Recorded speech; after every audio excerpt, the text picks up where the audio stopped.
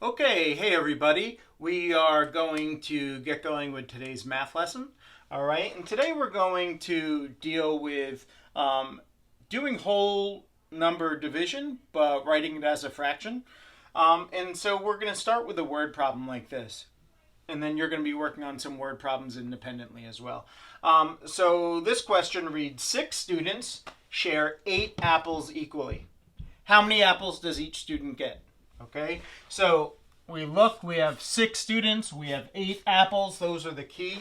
Okay, so this is a division problem because we have the apples, that are being divided up or broken up into equal groups, right? Because it says they're divided up equally, all right? They share them equally. So if there were 6 apples and 6 students, they'd each get their own apple, right?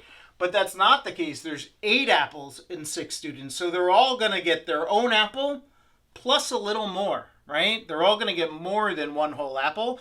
So we have to figure out the answer to that. So what we're going to do is we're going to say 8 apples divided by 6. Okay? Now, you could probably figure this out using traditional division, doing 8 divided by 6. And I know that you all can do that, right? We've done that in class many times this year, that sort of work. But I'm going to show you another way today, too. All right? And what we can do is write division as a fraction. And the way we do that is we take the dividend, the first number here, and we write it as the numerator. Okay? And then we take the divisor, the second number, and we write it as the denominator. So now we have 8/6. So each student is going to get 8/6 of an apple. Now, the only problem here is that we want to take this 8/6 and we have to A, convert it into a mixed number, and B, reduce it. So at this point, we can decide, well, what would you rather do? Would you rather reduce the fraction, or would you rather turn it into a mixed number first? So for me, because we have nice small numbers, I'm going to reduce first.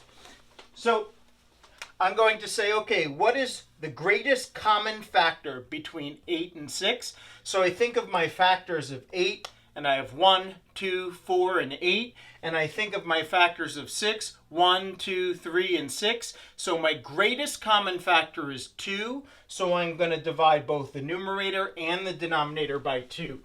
So 8 divided by 2 equals 4. 6 divided by 2 equals 3. So now we can say each student gets 4/3 of an apple. Okay? And so our last step here is to take 4/3, an improper fraction or a fathead, as we call it in class, and turn it into a mixed number.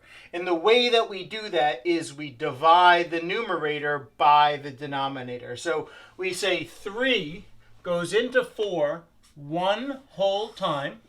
Okay? And there's 1 left over. Okay? And then our denominator stays the same. So each student, in this case, gets 1 1/3 apples. Okay? I hope this was clear.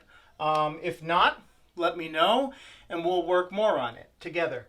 You're going to see in just a moment, popping up on the screen, will be 4 problems that I'd like for you to try on your own.